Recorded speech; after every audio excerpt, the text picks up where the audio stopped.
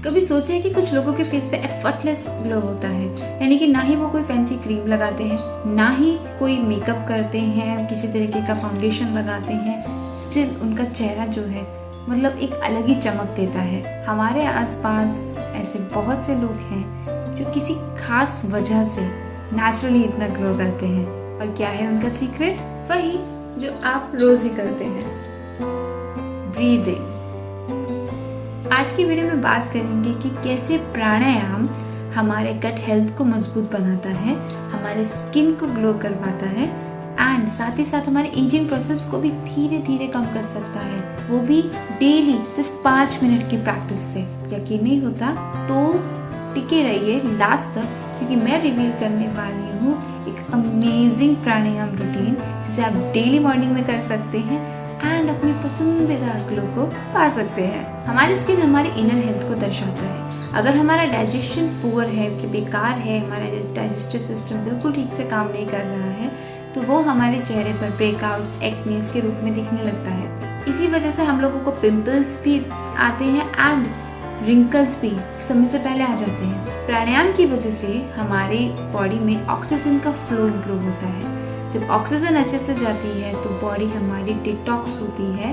प्राणायाम हमारे oxygen flow को improve करता है, ब्लड प्यूरिफाई करता है और स्ट्रेस लेवल को नीचे लेके आता है। जब ये सब चीज़ें होंगी तो डाइजेस्टिव सिस्टम भी अपने आप इम्प्रूव होगा, जिसकी वजह से हमारे चेहरे पर एक ग्लो दिखाई देगा।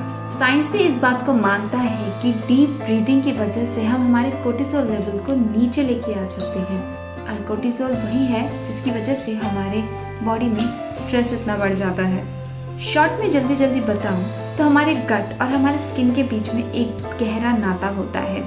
जब भी हमारा डाइजेशन खराब होता है तो उसकी वजह से हमारी बॉडी में टॉक्सिन्स बिल्डअप होने लगते हैं। कहीं ना कहीं हमारा ब्लड भी इम्प्योर होने लगता है, ऑक्सीजन की मात्रा घटने लगती है हमारी बॉडी में, जिसकी वजह से ब्रेकआउट, एक्ने, पिंपल, ये सब चीज़ें हमारे चेहरे पर दिखाई देती है एंड स्ट्रेस भी दिखाई देता है। यानी कि अगर हमारा गट हेल्थ स्ट्रॉन्ग है तो हमारी स्किन भी ब्राइट होगी, हमारा चेहरा चमकेगा। गट हेल्थ में गड़बड़ मतलब स्किन भी।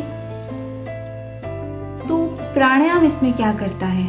प्राणायाम जो है हमारे बॉडी में एक वेगस नर्व होती है, उस वेगस नर्व को स्टिमुलेट करता है। इसी की वजह से जो हमारा गट है वो शांत होता है, डाइजेस्टिव सिस्टम इम्प्रूव होने लगता है। हठ योग प्रतिपिका में भी ये चीज लिखी गई है कि अगर हमारी बॉडी साफ होती है तो जो शाइन है ऑटोमेटिकली हमारे चेहरे पे नजर आने लगती है। और इसीलिए हमारे सीक्वेंस में षट क्रिया का एक महत्व है, क्योंकि षट क्रिया में सबसे पहले हमारी बॉडी की इंटरनल क्लेंजिंग पर फोकस किया जाता है। चलिए अब एक्सप्लोर करते हैं 3 ऐसे प्राणायाम टेक्निक जो कि आपकी बॉडी को अंदर से रेडिएट करने में मदद करेंगे। पहला है कपालभाति प्राणायाम, जिसको कि स्कल शाइनिंग ब्रीदिंग भी कहते हैं। नाम से ही पता चल रहा है स्कल शाइनिंग, यानी हमारे कपाल की एक तरीके से क्लेंजिंग होती है। लेकिन ये सिर्फ कपाल तक ही सीमित नहीं है। कपालभाति की रेगुलर प्रैक्टिस हमारे गट को भी मजबूत करने में मदद करती है। एंड जैसे कि मैं पहले भी बोल चुकी हूँ, स्ट्रॉन्ग गट मतलब बेटर स्किन। कपालभाति प्रैक्टिस करने के लिए आप सीधा बैठते हैं, आंखें बंद करते हैं और गहरी सांस लेते हैं। उसके बाद हमको फोर्सफुल एक्सहेलेशन करनी है, यानी कि झटके से सांस बाहर छोड़नी है और इनहेलेशन हमारा पैसिव होगा। ब्लड को डिटॉक्सिफाई करने में कपालभाति बहुत मदद करता है। उसके साथ साथ ही ये बॉडी में से टॉक्सिन्स को फ्लश आउट करने में भी काफ़ी ज़्यादा हेल्पफुल रहता है। साथ ही साथ हमारी एनर्जी को बूस्ट करता है, हमारी डलनेस को गायब करने में मदद करता है। और जब हमारी बॉडी अंदर से क्लेंस हो जाएगी तो ऑटोमेटिकली एक्ने, ब्रेकआउट्स पर हम लोग काफ़ी हद तक कंट्रोल कर पाते हैं। नेक्स्ट है अनुलोम विलोम प्राणायाम। अनुलोम विलोम प्राणायाम यानी कि अल्टरनेट नोस्ट्रल ब्रीथिंग। नाम से ही पता चल रहा है अल्टरनेट नोस्ट्रल, यानी कि inhalation and exhalation alternate nose से होती है। तो जब हम लेफ्ट से इनहेल करते हैं तो राइट से एक्सहेल करेंगे एंड जब राइट से इनहेल करते हैं तो लेफ्ट से एक्सहेल करते हैं। ये एक राउंड पूरा हो जाता है। उसके बाद हम लोग इसी को बार बार रिपीट करते हैं अप टू योर कैपेसिटी। इस प्रोसेस में भी हमें अपनी ब्रीथिंग को होल्ड करना होता है। इसमें जब हम लेफ्ट से इनहेल करते हैं उसके बाद हम अपनी ब्रीथ को होल्ड करते हैं, अपनी सांस को थोड़ी देर रोक के रखते हैं एंड देन उसके बाद राइट से एक्सहेल करते हैं। सिमिलरली फिर हम राइट से इनहेल करते हैं, सांस को थोड़ी देर होल्ड करते हैं एंड देन लेफ्ट से एक्सहेल करते हैं। ये जो प्रोसेस है हमारी बॉडी को बैलेंस करने में भी बहुत ज्यादा हेल्पफुल है। बैलेंस करने में क्यों?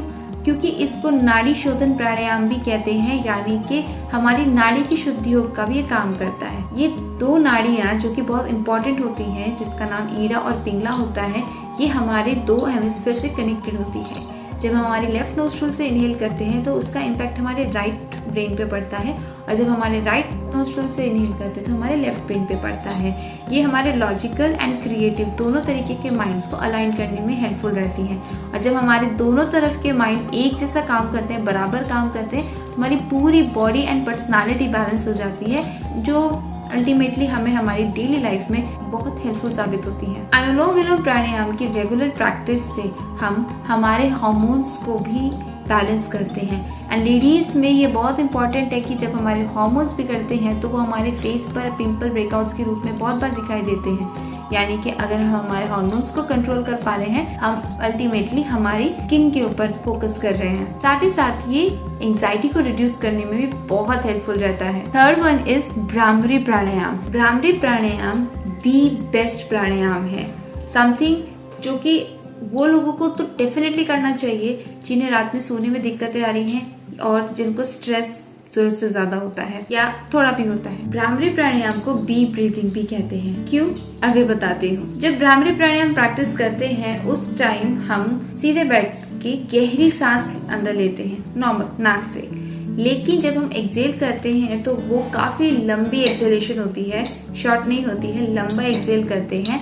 एंड उस टाइम हम हमारे कानों को अच्छे से बंद करते हैं एंड हमिंग साउंड निकालते हैं। तो एक्सहेलेशन बेसिकली नाक से नहीं हो रही है, हमारे हमिंग साउंड के थ्रू हो रही है। तो हमारी साउंड कुछ इस तरीके से सुनाई देती है।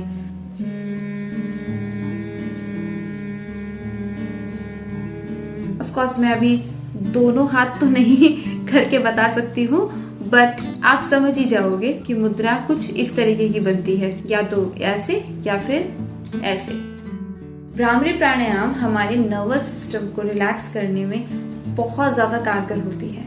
जब हम अंदर से रिलैक्स फील करते हैं तो जो स्ट्रेस हमारे फेस पे जो टेंशन दिखाई दे रही है वो भी रिड्यूस होती है। हमारे जो हैप्पी हार्मोन्स है वो निकलने शुरू होते हैं, माइंड एकदम रिलैक्स हो जाता है। जब स्ट्रेस कम होगा तो कोर्टिसोल की मात्रा कम हो जाएगी, जो अल्टीमेटली हमारे बॉडी में फिर ऑक्सीजन का फ्लो बढ़ा देगी एंड हमारी जो स्किन है वो अंदर से रेडिएट होगी। हमारी बॉडी में ब्लड फ्लो भी बढ़ जाता है। इसकी वजह से जो बॉडी में पफीनेस है उस पर भी फर्क पड़ता है। मतलब सिर्फ एक प्राणायाम बेसिकली डेली प्रैक्टिस किया जाए तो मल्टीपल तरीके से हेल्पफुल है। साथ ही साथ जैसे कि मैंने थोड़ी देर पहले बताया है कि भ्रामरी प्रैक्टिस करने वाले जो लोग होते हैं उन लोगों को सोने की समस्या भी नहीं होती है। यानी कि अगर आपको सोने में प्रॉब्लम होती है तो आप भ्रामरी प्राणायाम रोज रात को सोने से पहले प्रैक्टिस करिए एंड आपको बहुत क्वालिटी नींद आएगी, एकदम गहरी नींद आएगी। और अगर आप नींद अच्छे से ले पा रहे हैं तो उसका असर भी हमारी स्किन की क्वालिटी पे पड़ता है। कैसा होगा आपका 5 मिनट का मॉर्निंग रूटीन? अगर आपको बेस्ट रिजल्ट चाहिए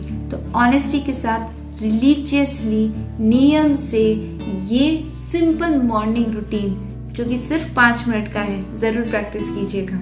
1 मिनट कपालभाति डिटॉक्स करने के लिए, 2 मिनट अनुलोम विलोम बैलेंस बनाने के लिए and 2 minute bhramari calmness and glow के लिए। 21 डेज इस रूटीन को फॉलो कर लीजिए। सिर्फ 21 से आपको अपने आप एक जबरदस्त ट्रांसफॉर्मेशन देखने को मिलेगा।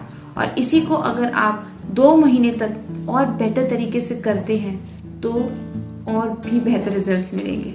सुबह थोड़ा जल्दी उठिए ताकि आप 5 मिनट अपने लिए जरूर निकाल सके एंड इसके बेनिफिट्स को एंजॉय कर सके।